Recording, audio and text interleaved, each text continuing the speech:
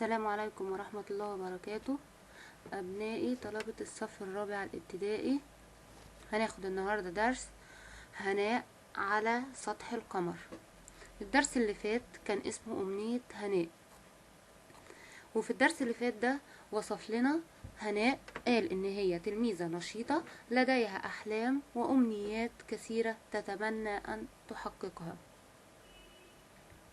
وهناء أيضا تحب الجلوس أمام الكمبيوتر ومتابعة الإنترنت، وبتحب أهم حاجة بتحبها بتحب معجبة جدا برواد الفضاء، وبتحب تتابعهم وتعرف معلومات عنهم على الإنترنت وتجيب أخبارهم. دخلت هناء على مكتبة المدرسة واختارت كتاب عن عالم الفضاء، وقرت فيه معلومات عن القمر وقرت فيه معلومات عن رواد الفضاء. وفي الآخر هناء دخلت تنام، توجهت إلى فراشها، وقبل أن تغمض عينها قالت لنفسها: كم أتمنى أن أصبح رائدة فضاء. الدرس ده بقى بيكمل لنا اللي حصل الدرس اللي فات. وهناء وهي نايمة رأت في منامها أنها ترتدي ملابس رواد الفضاء وتنطلق بمركبة الفضاء بسرعة رهيبة متجهة إلى سطح القمر. هناء لما نامت حلمت إن هي لابسة ملابس رواد الفضاء وانطلقت بمركبة الفضاء بسرعة رهيبة جدا، راحت لسطح القمر. معنى رأت شاهدت، ومعنى ترتدي تلبس، دول واخدينهم قبل كده. رأت يعني شاهدت، وترتدي يعني تلبس. رهيبة مرادفها مخيفة، رهيبة مخيفة. تنطلق يعني تندفع، تنطلق يعني تندفع، تنطلق يعني تندفع. السؤال اللي عن الفقرة دي سهل جدا وموجود في الفقرة قدامنا اهو. ماذا رأت هناء في منامها؟ هناء حلمت بإيه؟ رأت هناء في منامها أنها ترتدي ملابس رواد الفضاء وتنطلق بمركبة الفضاء بسرعة. رأت أنها ترتدي ملابس رواد الفضاء وتنطلق بمركبة الفضاء بسرعة رهيبة. الفقرة اللي بعدها: وصلت مركبة الفضاء إلى القمر، وخرجت هناء ومشت خطوات قليلة، ثم وقفت مكانها برهة دون حركة.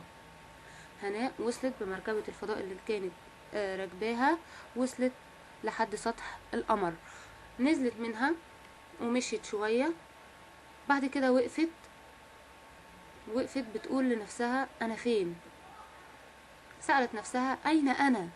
أين أهلي وبيتي وجيراني؟ أين مدرستي وأصحابي؟ أين المنازل والشوارع والناس؟ أين ذهبوا جميعا؟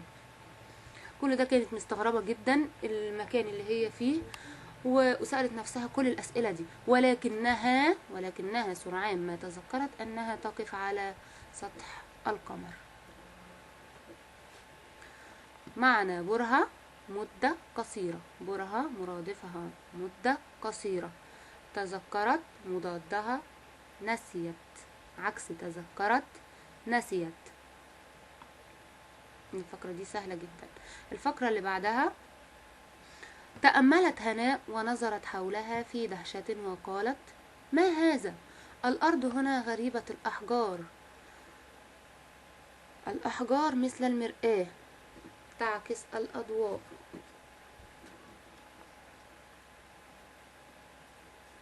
دهشة معناها انبهار، غريبة عجيبة.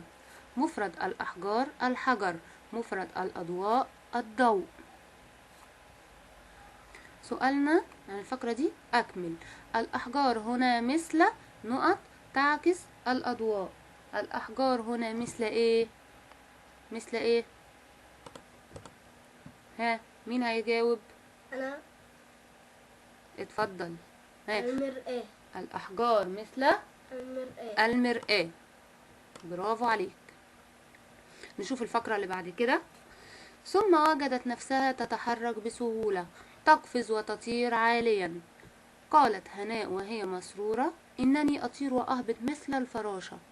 على الرغم مما أحمله من آلات ومعدات ثقيلة فوق ظهري. هناء وهي على سطح القمر لقت نفسها بتتحرك بسهولة جدا، وبتمشي يعني مش بتمشي، يعني حاسة ان هي بتطير، بتقفز وتطير عاليا مثل الفراشة، على الرغم مما تحمله من آلات فوق ظهرها، آلات ومعدات. كم كنت أتمنى أن تكون معي صديقاتي وزملائي حتى ينالوا ونطير معا بعيدا. اتمنت كمان أن يكون معاها صديقاتها وزملائها عشان يشوفوا هما كمان سطح القمر ويطيروا مع بعض مثل الفراشات، ويلهوا يعني يلعبوا بعيدا.